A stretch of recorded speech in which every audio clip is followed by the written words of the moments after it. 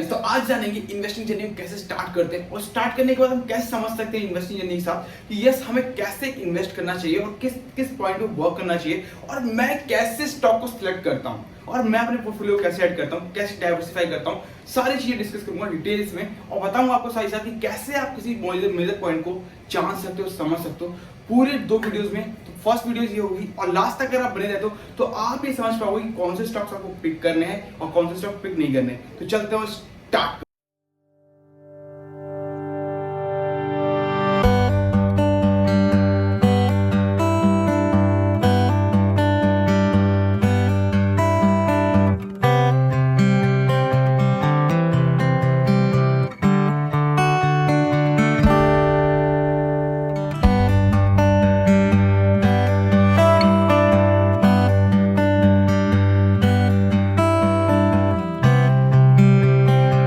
Investing journey के ऊपर तो इन्वेस्टिंग जर्नी में क्या होता है कि जब हम आते हैं स्टॉक मार्केट में तो हम सोचते हैं कि मार्केट में जो है वही बंदा इन्वेस्ट कर सकता है पैसा जिसको अकाउंटेंट आती है, जिसको एक्सेल फाइल आती है।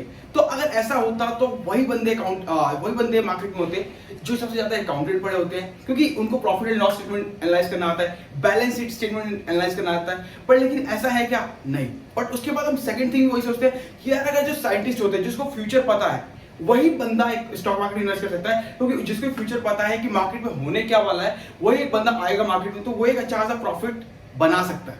क्या ऐसा है? ऐसा भी नहीं है। बिकॉज अगर आप उठा के देखो एग्जांपल, आपको सबसे बड़ा एग्जांपल देता हूं वॉरेन बफेट सर कि राइट नाउ अभी अगर आप देखोगे तो कोई भी इनको कुछ भी ना तो प्रेडिक्शन आती थी, कोई अकाउंटेंट नहीं आता था, कोई भी साइंटिस्ट ऐसे नहीं थे कि वो साइंटिस्ट थे कि उनको पता था कि फ्यूचर में क्या होने वाला है ऐसा कुछ। बट यस उनकी इन्वेस्टिंग जर्नी ऐसी थी उन्होंने कंप्लीट की जिस तरीके से उन्होंने कंप्लीट किया स्ट्रैटेजी एंड माइंड के साथ, और उन्होंने एक अच्छा खासा पोर्टफोलियो क्रिएट किया एंड अभी टॉप 10 की लिस्ट में आ। तो कैसे पॉसिबल हो पाता है वो सीखेंगे, साथ ही साथ जानेंगे कि मैं कौन सी कंपनी को अवॉइड करता हूं स्टॉक पिक करते समय। और सबसे क्योंकि देखो मार्केट में क्या है कि मार्केट में 5000 कंपनीज है। अब 5000 कंपनीज को एनालाइज करना किसी बंदे के लिए पॉसिबल नहीं है, किसी भी पर्सन के लिए पॉसिबल नहीं है। यहां तक कि मैंने almost 100 to 200 companies he analyse करनी है, ज्यादा से ज्यादा। उससे ज्यादा कंपनी के ऊपर मैं नहीं गया आज तक और उससे ज्यादा ऊपर मैंने पढ़ा भी नहीं है, उससे ज्यादा मैंने इंडस्ट्रीज को भी नहीं देखा।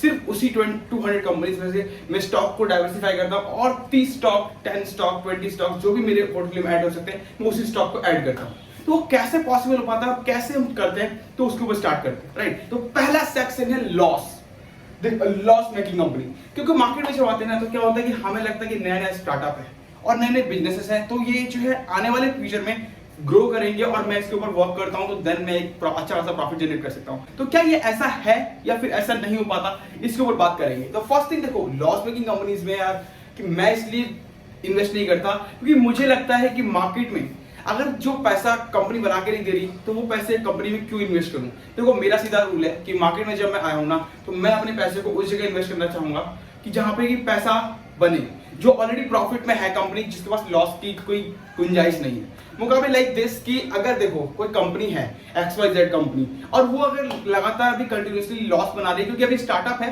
और इन द फ्यूचर वो ग्रो करके अच्छा खासा प्रॉफिट देगी। देखो यार मैं सिंपल सी बात बताऊं कि 5000 कंपनीज है, मैं क्यों उसमें इन्वेस्ट करूं जिस कंपनी में मुझे कोई ऐसा नहीं लग रहा कि ये मुझे काम के लिए है, अभी लॉस बना रही है, इन द फ्यूचर प्रॉफिट देगी। मुझे नहीं लगता कि मैं इसमें इन्वेस्ट करूं बिकॉज मुझे लग रहा है कि यहाँ पे मुझे कोई चांसेस नहीं है।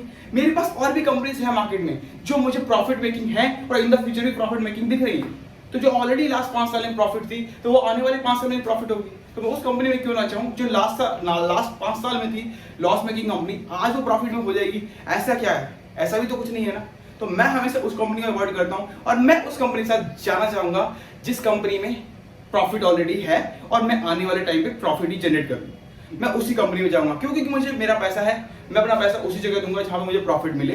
मैं लॉस के लिए नहीं देख सकता। सिंपल, मेरा सीधा फंडा है। अब देखो यार क्या है कि अगर आप सोचोगे तो बोलोगे कि यस कि मार्केट में ऐसा अगर लॉस मेकिंग कंपनी में इन्वेस्ट करेंगे तो लॉस मेकिंग कंपनी में बहुत सारे ऐसे स्टॉक्स होंगे जो मुझे छूट जाएंगे, क्योंकि नए नए स्टार्टअप में ऐसे बहुत सारे स्टॉक्स होते हैं जो कि आपको मल्टीपल रिटर्न्स देते हैं। तो वो अभी आपको लॉस मेकिंग दिखती है बट इन द फ्यूचर वो आपको ग्रो करता हुआ दिखेगा।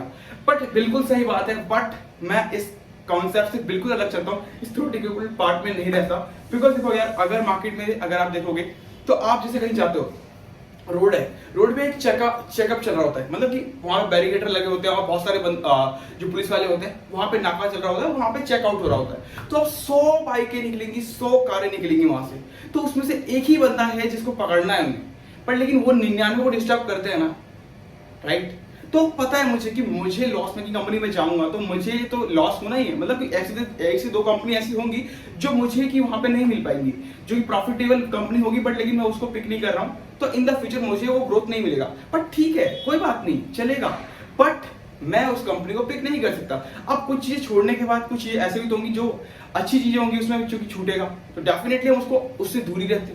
सेकंड पॉइंट पे आता है हमारा सेक्शन डेट कंपनी। पहली बात, उधार लेना सीखा नहीं है और उधार वाली कंपनी पसंद नहीं है, सीधा बोलूं तो। मार्केट में जब आते हो और देखते हो कि यार बहुत सारे स्टार्टअप्स हैं, अब ऐसे में तो देखोगे तो अमेजोन है, और भी बहुत अमेजोन ने 20 इयर्स कोई प्रॉफिट नहीं दिया, और 20 इयर्स लॉस मेकिंग कंपनी रही, उसके बाद उन्होंने प्रॉफिट करना स्टार्ट किया, वो था। उसका डेट कंपनी और बहुत ज्यादा, बहुत सारी कंपनीज है जो मार्केट में डेट बहुत ज्यादा है कि उधार लिया उसके बाद काम कर रहे हैं। यार देखो, मुझे सिंपल सा फंडा पता चलता है कि मार्केट में 5000 कंपनी है और मुझे मुश्किल से 10 या 20 स्टॉक्स चाहिए, तो अगर जो डेट वाली कंपनी है मैं उसे हटा दूंगा, मुझे वो कंपनी नहीं चाहिए। अगर आप लोन लेके कोई काम कर रहे हो और कुछ भी है तो मुझे वो कंपनी नहीं चाहिए, बिकॉज ऑफ दिस। मान लो कि कोविड जैसा एक क्राइसिस दोबारा आता है मार्केट में, और मार्केट में दोबारा क्राइसिस आने के बाद क्या है कि अभी उसके ऊपर पैसा नहीं है, कोई लोन नहीं है, तो क्या है कि प्रॉफिट होगा तो मेरे पास और भी काम होंगे करने के लिए और मैं उसको कर पाऊंगा। बट इन द फ्यूचर अगर मेरे पास अगर वो प्रॉफिट नहीं होता है और क्राइसिस आता है तो मेरे पास कोई प्रॉफिट भी नहीं है, प्लस मेरे पास कोई लोन नहीं था, तो मुझे कोई दिक्कत नहीं होगी। बट अगर उसी जगह पर मेरे पास कोई लोन है मेरे नाम पे और मैंने वो स्टार्टअप स्टार्ट किया था लोन लेकर के, तो इन द फ्यूचर जो कोविड-19 के समय पे जब शटर डाउन हो गए थे तो उस समय पे मेरा स्टार्टअप बिक जाएगा। क्यों? क्योंकि ईएमआई का पेमेंट मुझे रेगुलर पे करना है और मेरे शटर की दुकान नहीं खुल रही है। तो उस जगह पे अगर शटर की दुकान नहीं खुलेगी तो शटर की दुकान की जगह पे मेरा अमाउंट का प्रॉफिट नहीं आएगा, बट मेरा लॉस जो मेरा ईएमआई जानी है वो मेरे से जाएगा, तो ईएमआई में नहीं दे पाऊंगा, तो उस जगह पे मेरा जो शॉप है उसको सेल आउट करना पड़ेगा और वहां पे होगी मुझे दिक्कत, और वहां पे मेरा बिजनेस जाएगा लॉस में। तो मुझे कभी भी डेट वाली कंपनी कभी पसंद नहीं आती, क्योंकि मुझे सिर्फ प्रॉफिट चाहिए। साथ ही साथ जो कंपनी डेट है उसके ऊपर कोई कंसीडर नहीं है। मार्केट में 5000 कंपनी है, उसमें से मुझे 30 सिलेक्ट करने हैं, तो 30 में मुझे ऐसी कंपनी जरूर मिल जाएगी कि मैं विदाउट डेट वाली कंपनी को पिक करूं अपने पोर्टफोलियो के लिए, राइट। तो सेकंड स्टॉक। थर्ड आता है अपना मार्केट कैपिटलाइजेशन। मैं छोटी कंपनी में इन्वेस्ट करना चाहता हूं और मैं करता भी हूं, बट मुझे 100 करोड़ से ऊपर की कंपनी चाहिए। जो 100 करोड़ की कंपनी नहीं है तो वो क्या मुझे पैसा कमा के देगी, तो मैं उस कंपनी को बिल्कुल नहीं चाहूंगा। एग्जांपल के लिए कोई भी नया स्टार्टअप ले लो, कोई भी आ जाता है मार्केट में और XYZ के नाम से, और बहुत सारे वो होते हैं कि मार्केट में 3x सब्सक्राइब हो गया, 4x सब्सक्राइब हो गया, 5x हो गया, या फिर इस तरीके की इंडस्ट्रीज में ये है और ये है। देखो यार, मैं सिंपल सी बात बताऊं तो मैं इस इंडस्ट्रीज में नहीं पढ़ता। मुझे 100 करोड़ की कंपनी है, बिल्कुल इन्वेस्ट करूंगा, बट मुझे उस इंडस्ट्रीज का कैपिटलाइजेशन पता होना चाहिए, साथ ही साथ उस मार्केट कैपिटलाइजेशन के हिसाब से वो मार्केट में क्या कर रही है और कितने नंबर पे आती है। एग्जांपल के लिए कोई सीमेंट है, कोई कंपनी बना रहा है, तो 10 सीमेंट की कंपनियां हैं जो मार्केट में बना रही हैं, तो मुझे ऐसा नहीं है कि मैं 10वें वाली कंपनी के ऊपर इन्वेस्ट करूंगा क्योंकि उसका शेयर प्राइस कम है। मैं उस कंपनी में इन्वेस्ट करूंगा जो मार्केट का फर्स्ट या सेकंड नंबर पे आता है। सिंपल सी बात है। मार्केट कैपिटलाइजेशन के हिसाब से मैं सीधा ही करूंगा कि मैं फर्स्ट या सेकंड नंबर वाले पर्सन को पिक करूंगा मुकाबले 10 नंबर, क्योंकि मुझे 100 करोड़ की अगर मार्केट कैपिटलाइजेशन मार्केट की इंडस्ट्रीज की है मार्केट में, तो मैं 100 करोड़ वाली कंपनी लूंगा, पर उससे नीचे का नहीं लूंगा। अगर उससे नीचे ही कंपनी है तो डेफिनेटली जब उस खुद का 100 करोड़ नहीं है तो कहां से ऊपर की, तो खुद को कमा के नहीं ला पा रहे वो, तो पहले खुद को कमाओ, उसके बाद पैसा डालेंगे ना, उसके बाद इन्वेस्ट करेंगे, वहां से पैसा कमाएंगे, राइट। तो इस पूरे वीडियो में इतना ही। नेक्स्ट वीडियो में बताऊंगा आपको कैसे मैं स्टॉक को सिलेक्ट करता हूं। ये था अवॉइड, कौन कौन से पॉइंट को मैं अवॉइड करता हूं। ये 3 मेरे मेजर पॉइंट है जो कि मैं हमेशा मार्केट में अवॉइड करता हूं। इसके अलावा मैं ROE देखता हूं, ROC देखता हूं, उसके बाद उसके ROE ROC पे बहुत ज्यादा वर्क करता हूं। अगर बैंकिंग स्टॉक्स पिक कर रहा हूं, बाकी मुकाबले तो मैं पिक नहीं करता। बैंकिंग में कभी भी ऐसा नहीं है कि मैं पिक करूं, बहुत नॉर्मल होता है कि बैंकिंग स्टॉक का ही पिक करूं। जैसे लास्ट टाइम मैंने बैंक ऑफ बड़ौदा पिक किया था, ये मैंने अपने एनालिसिस से किया था, तो इसलिए मार्केट का अच्छा प्रॉफिट चल रहा है, बट मैं कभी भी बैंकिंग स्टॉक ज्यादा पिक नहीं करता। तो डेफिनेटली आप चेकआउट कर सकते हो। एंड अभी तक वीडियो अच्छी लगी तो लाइक कर लीजिएगा, शेयर कर लीजिएगा। Thank you so much guys. Channel को सब्सक्राइब नहीं किया, सब्सक्राइब करना भूलिएगा। मिलते हैं नेक्स्ट वीडियो।